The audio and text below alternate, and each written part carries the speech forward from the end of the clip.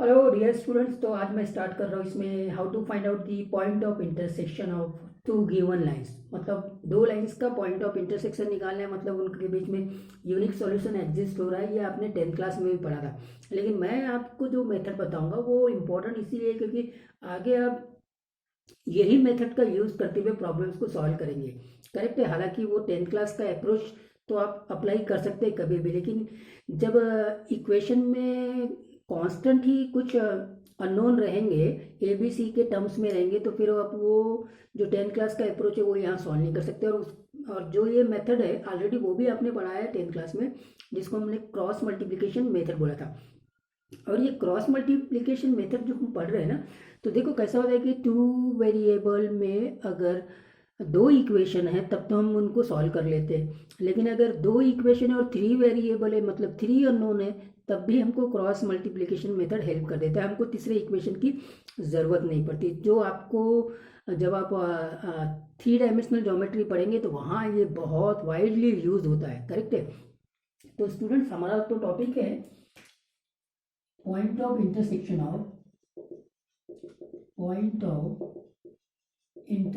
Of two lines. ठीक है। तो लाइन की इक्वेशन अगर ऐसे दिए हुए, देखिए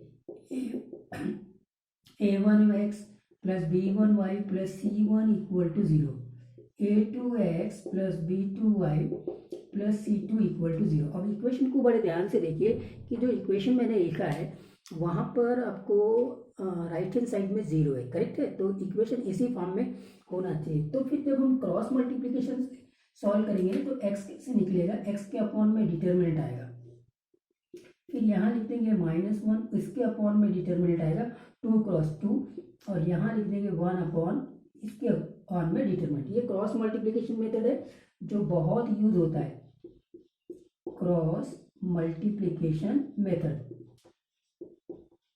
ठीक है। आपने इसको 10th में भी देखा होगा। तो स्टूडेंट, जब आप x के नीचे का डिटर्मिनेंट को डिटरमाइन करने की कोशिश करेंगे तो क्या होगा, ये इनको छोड़ दीजिए, बचा यहाँ क्या b1 और यहाँ c1, तो ये ऐसे आएगा b1 और c1, यहाँ b2 और c2, तो ये ऐसे आएगा b2 और c2। इसके प्लस और माइनस पे मत जाइए आप, बस वैसे ही चलेंगे। अच्छा, उसके बाद अब जब आप इसके माइनस वाई के अपॉन में जो डिटरमिनेंट लिखेंगे वो कैसे आएंगे, इनको छोड़ दीजिए, इसको छोड़ दीजिए, तो यहाँ a1, यहाँ c1,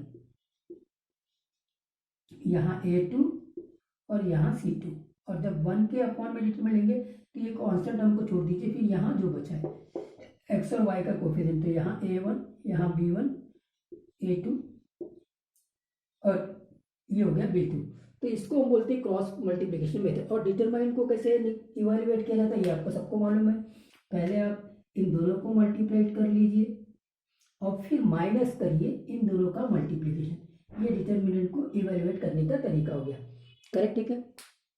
तो ये क्रॉस मेथड हो गया स्टूडेंट्स। अब हम जितने भी इक्वेशन को सॉल्व करेंगे ना, तो हम क्रॉस मल्टीप्लिकेशन मेथड से ही अप्लाई करेंगे। हालांकि आप शॉर्टकट, आप 10th क्लास के अप्रोच से आप इनको सॉल्व कर सकते हैं, थोड़ा कंपेरेटिवली इजी भी हो सकता है समटाइम्स, लेकिन समटाइम्स कुछ प्रॉब्लम्स को अगर आप उस अप्रोच से सॉल्व करेंगे तो वो डिफिकल्ट हो सकते हैं, और उसमें ये अप्रोच आसान हो सकता है। और फिर जब ये अप्रोच से आगे के बहुत सारे प्रॉब्लम्स और दूसरे टॉपिक्स में भी हमको ये अप्रोच अप्लाई करना पड़ता है, तो क्यों ना हम इसी अप्रोच से अब इक्वेशन को सॉल्व करिए।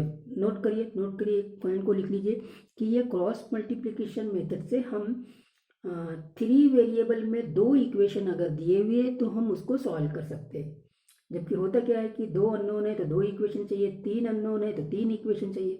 तो 3 अननोन और 2 इक्वेशन है तो क्रॉस मल्टीप्लिकेशन मेथड से ये तीसरा वेरिएबल यहाँ आ जाएगा, 1 के प्लेस में तीसरा वेरिएबल आ जाता है। तो आपको बात समझ में आ गई होगी कि इसका इंपॉर्टेंस कितना है। ये 3D में अभी अभी कोई इंसिडेंस क्या चल रहा है कि मैं आपको 2D पढ़ा रहा हूँ तो 12th में 3D पढ़ा रहा हूँ, और बिल्कुल जैसा मैंने बोला था कि जिस अप्रोच में आप 2D पढ़ते उसी अप्रोच में 3D पढ़ते, जैसे जैसे कॉन्सेप्ट यहाँ पढ़ते वैसे वैसे ही कॉन्सेप्ट वहाँ पढ़ते हैं। तो वो तो मैं आपको पहले से ही बिगिनिंग से 2D के साथ में 3D बताते ही जा रहा हूँ। करेक्ट है। तो कोई इशू नहीं है। तो फिर अब इसी मेथड को आपको अप्लाई करना है। तो अब ये मेथड कहाँ काम आएगी वो देखते हैं। ठीक है। तो ये मेथड आपको, अब प्रॉब्लम्स आएंगे, finding foot of perpendicular. Foot of perpendicular. अब फुट ऑफ परपेंडिकुलर क्या होता है इसके बारे में मैं पहले भी आइडिया दे चुका हूँ। तो देखिए ये एक लाइन है और ये एक पॉइंट है, इस पॉइंट से इसके ऊपर परपेंडिकुलर डाला, ये पॉइंट क्यू है, इसको हम बोलेंगे फुट ऑफ परपेंडिकुलर। को समझ में आया? ठीक है। अब आप स्ट्रेट लाइन पढ़ रहे हैं तो ये लाइन का इक्वेशन मालूम हो जाएगा, ये इक्वेशन मालूम हो जाएगा, तो ये फुट ऑफ परपेंडिकुलर एक्चुअली में पॉइंट ऑफ इंटरसेक्शन बन गया, पॉइंट ऑफ इंटरसेक्शन। तो इसका इक्वेशन इसके इक्वेशन दोनों को सॉल्व कर लीजिए, ओके हो गया काम। फिर दूसरा प्रॉब्लम हमारा बढ़ता है image of point under the line. Image of point about the line. तो देखिए ये एक लाइन दिया हुआ है और ये पॉइंट पी दिया है, इसका इमेज इधर बनेगा, करेक्ट है। तो इमेज बनाने के लिए फिर से आपको इसमें परपेंडिकुलर डालना पड़ेगा, ये बनेगा फुट ऑफ परपेंडिकुलर। और ये फुट ऑफ परपेंडिकुलर क्या क्या बनेगा देखो, अब ये फुट ऑफ परपेंडिकुलर भी है, क्लियर है, ये पॉइंट ऑफ इंटरसेक्शन भी है, क्लियर है, point of intersection of these two lines, correct. और यही बन जाएगा mid point of line joining P and its image, अब देखो इसका इमेज जो है ना इतने ही डिस्टेंस पे बनेगा, इधर ये बन गया, करेक्ट है, इसका इमेज ये बन गया, पी का इमेज पी डैश ले लिया मैंने, ये पी डैश, तो ये पी डैश का ये मिड पॉइंट बन जाएगा। तो मिड पॉइंट फार्मूला यहाँ पे वर्क करेगा, लेकिन ये फुट ऑफ परपेंडिकुलर को अगर निकालना है तो आपको दोनों लाइन के इक्वेशन मालूम हो जाए और दोनों लाइन के इक्वेशन को आपको सॉल्व कर लेना है। सॉल्व करने का आपका 10th क्लास का अप्रोच भी है, और मैंने ये जो मेथड बताया क्रॉस मल्टीप्लिकेशन मेथड, ये अप्रोच ज़्यादा आपको अच्छा रहेगा, क्योंकि आप जब प्रॉब्लम्स देखेंगे ना तो जो सिंपल से प्रॉब्लम्स है वो तो आप 10th क्लास के अप्रोच से सॉल्व कर सकते हैं, लेकिन जब अननोन आ जाती है ना तो फिर आपको थोड़ी सी प्रॉब्लम चले जाती है। तो बेहतर ये है, और फिर जब वो मेथड आगे भी काम आनी है तो हम क्यों ना उसी मेथड से सॉल्व करें, करेक्ट है, फाइन। तो स्टूडेंट स्टार्ट करते हैं हम प्रॉब्लम्स के लिए। एक फुट ऑफ परपेंडिकुलर का प्रॉब्लम देखेंगे, एक इमेज का प्रॉब्लम देखेंगे और एक एडवांस का प्रॉब्लम देखेंगे जो प्रीवियस ईयर में आया हुआ है, ठीक है। तो note down the first problem, find the coordinate of the foot of perpendicular, find the coordinate of foot of perpendicular,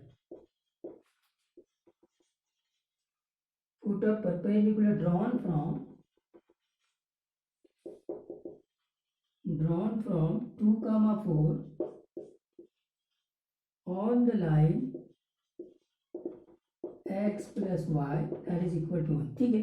अब एक लाइन दी हुई है x plus y equal to 1। मैं आपको जो प्रॉब्लम करा रहा हूँ उसमें आपको कॉन्सेप्ट को स्ट्रॉन्ग कराने के लिए करा रहा हूँ, प्रॉब्लम इतने आसान नहीं आएंगे, मतलब लाइन का इक्वेशन ऐसा कुछ कॉम्प्लिकेटेड रहेगा कि उसमें खुद में जो कांस्टेंट है x और y के जो कोफिशिएंट है वो a b c के टर्म्स पे रहेंगे, तो फिर वहाँ समस्या जाती है, करेक्ट है कि नहीं, फाइन।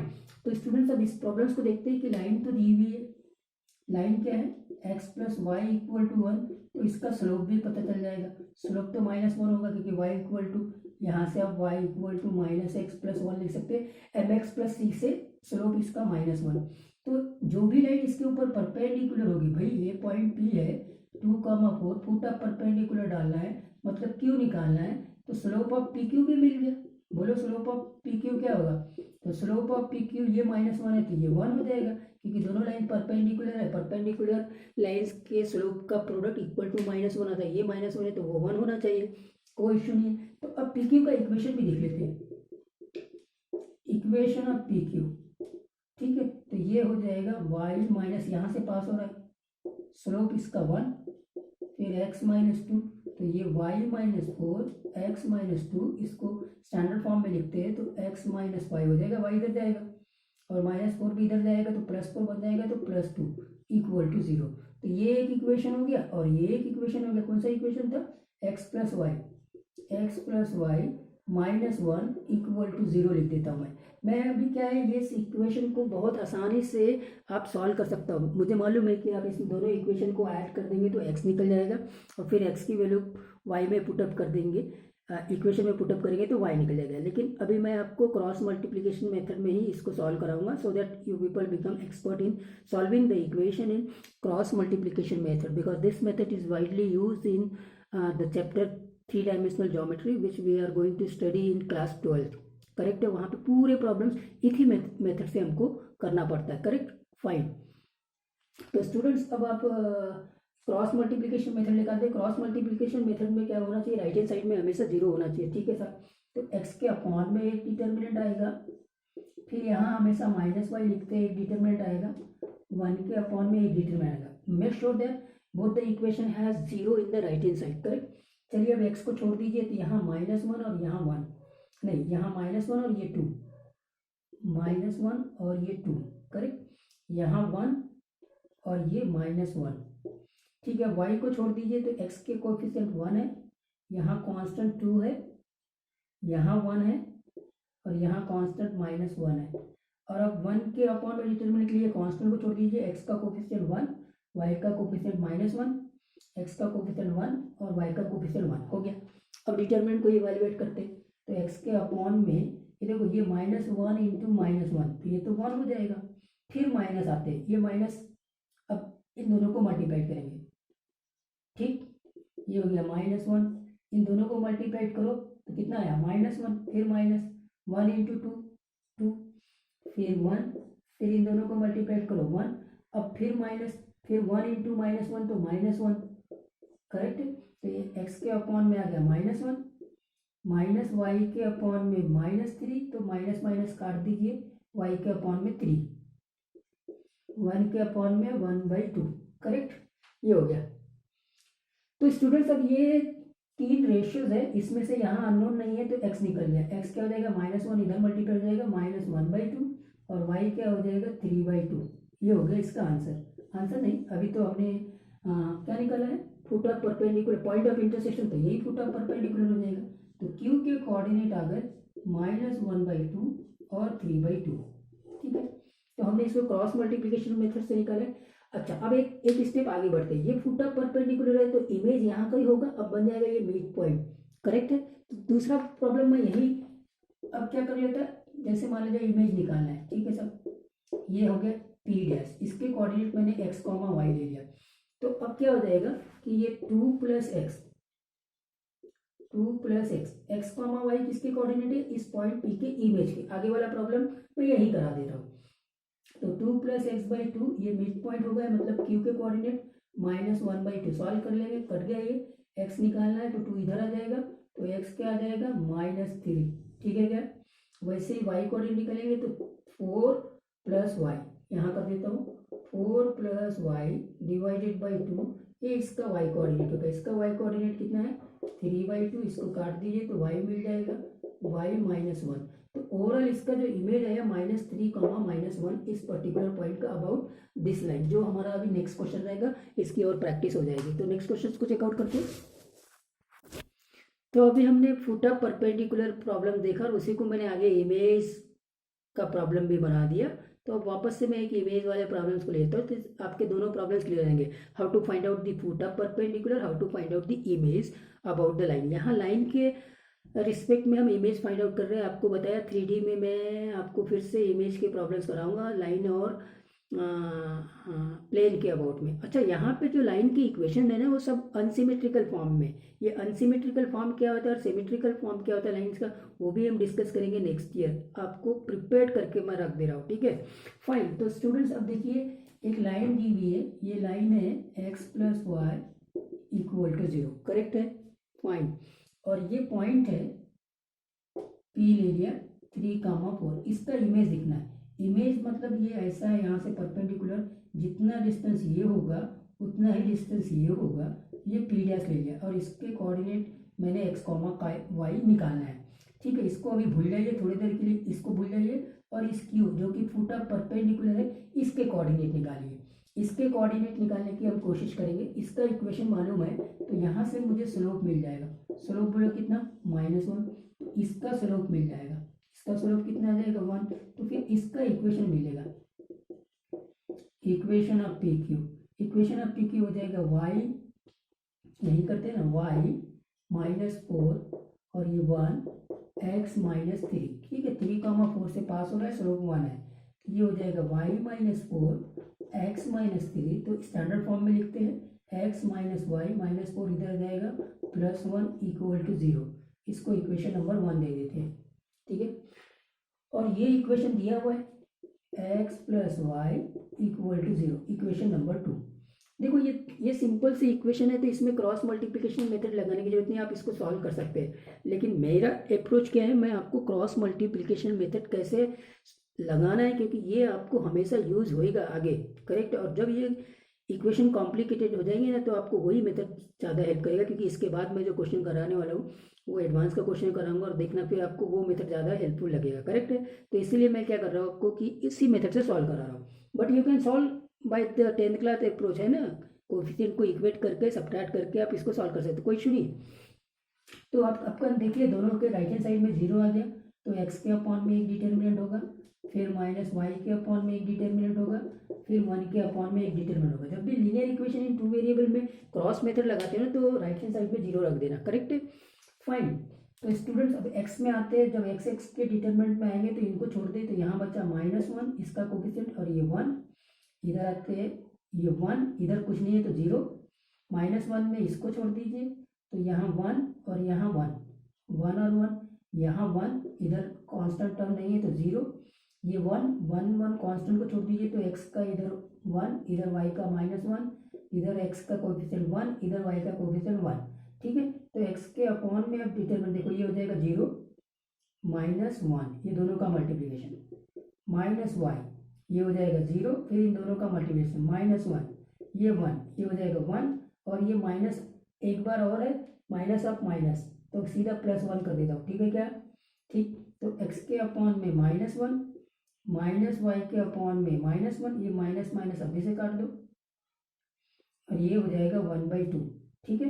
तो अब सिंपली x मिल गया, तो बोले x क्या मिलेगा, x मिला आपको -1/2, और y क्या मिला आपको 1/2। तो ये फुट ऑफ परपेंडिकुलर के कोऑर्डिनेट निकल गए, 1/2 एंड 1/2, -1/2 एंड 1/2, ये हो गए फुट ऑफ परपेंडिकुलर के कोऑर्डिनेट्स। आगे के क्वेश्चन में तो अब आपने फुट ऑफ परपेंडिकुलर दोनों इक्वेशंस को सॉल्व करके पॉइंट ऑफ इंटरसेक्शन से निकाल लिया, जो को हमने इक्वेशन को सॉल्व किया वो क्रॉस मल्टीप्लिकेशन मेथड से सॉल्व किया, कोई इशू बिल्कुल नहीं। आप उसको 10th क्लास के अप्रोच से इक्वेटिंग द कोएफिशिएंट करके भी आप सॉल्व कर सकते थे, कोई इशू नहीं है। बट मेरा अप्रोच क्या है वो आपको मैं बता चुका हूँ, फाइन। अब अपने को इमेज निकालना है, इस इमेज को निकालने के लिए इसके कोऑर्डिनेट मान लो x, y, ये मिड पॉइंट बन जाएगा, ये पॉइंट ऑलरेडी दिया हुआ है, तो फिर ये जो -1/2 है ये मिड पॉइंट कैसे आएगा, जब 3 + x इसको 2 से डिवाइड कर देंगे, 2 2 कैंसिल, ये 3 इधर आएगा तो -4 हो जाएगा कुल मिलाकर,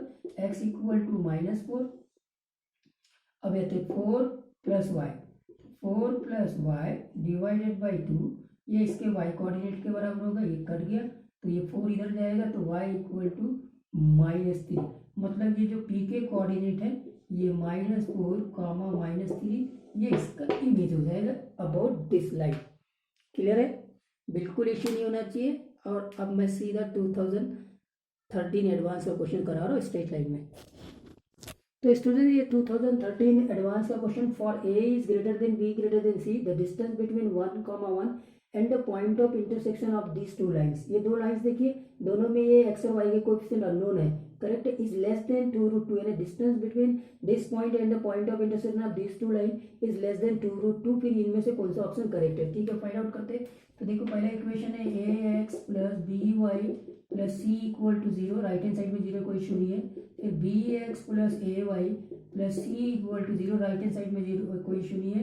x के अपॉन में जो डिटरमिनेंट आएगा b और c, a और c, ठीक है, -y के अपॉन में जो डिटरमिनेंट आएगा a और c और b और c, और फिर 1 के अपॉन में जो डिटरमिनेंट आएगा a और b, a और b और b और a, करेक्ट है। तो यहाँ से इसको सॉल्व कर लेंगे, x bc - ac -y के अपॉन में ac - bc, एक काम करो माइनस से इसको मल्टीप्लाइड करो तो bc - ac कर दो, ठीक है, bc - ac, क्लियर है, कोई इशू नहीं।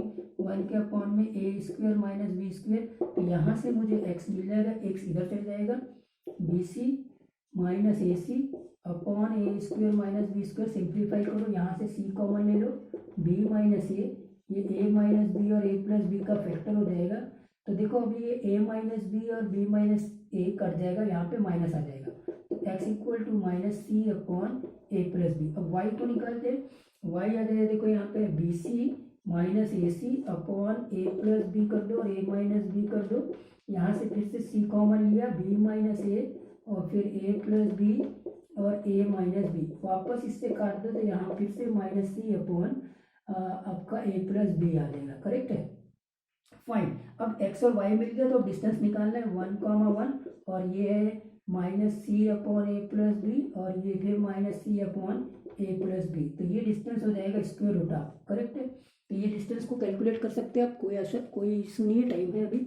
ठीक है, तो ये 1 प्लस सी अपॉन ए प्लस बी का स्क्वायर हो जाएगा प्लस 1 प्लस सी अपॉन ए प्लस बी का स्क्वायर हो जाएगा। करेक्ट है, तो ये डिस्टेंस कितना आया, देखो ये डिस्टेंस कितना आया, ये डिस्टेंस आ जाएगा 1 अपॉन ए प्लस बी। ठीक है, 1 अपॉन ए plus B plus C into √2 आ जाएगा। देखो कैसे कैलकुलेट कर लीजिए आसानी से, बहुत आसानी से, यहाँ लिख रहा है। ठीक है, हम यहाँ कर लेते हैं और मैं क्या कर लेता हूँ, इसको अब मिटा देता हूँ। इसको मिटा दिया तो ये डिस्टेंस कैलकुलेट करेंगे तो ये हो जाएगा square root of A plus B plus C का स्क्वायर अपॉन ए प्लस बी का स्क्वायर। करेक्ट है, प्लस यहाँ पे भी A plus B plus C का स्क्वायर अपॉन ए प्लस बी का स्क्वायर। स्क्वायर से ए प्लस बी का वाला कॉमन आ गया, 1 अपॉन ए प्लस बी और ये 2 टाइम्स होगा तो यहाँ से भी ए प्लस बी प्लस सी बाहर निकलेगा तो बचेगा √2। अब ये डिस्टेंस क्या है, 1 upon A plus B plus C into √2 is less than है 2√2 ये कैंसिल हो गया तो A plus B plus C is less than, यहाँ मल्टीप्लाइड होगा 2a प्लस 2b, हो गया आपको सॉल्यूशन। तो ये हो जाएगा minus A minus B plus C is less than 0, minus से मल्टीप्लाइड करो A plus B minus C less than 0 बन जाएगा ग्रेटर देन 0, तो A plus B minus C greater than 0, option A is correct. हाँ, time बाकी है। ठीक है, तो आई होप दैट ये क्वेश्चन पूरा आपको समझ में आएगा, इसमें कुछ भी इश्यू नहीं है। Thanks for watching.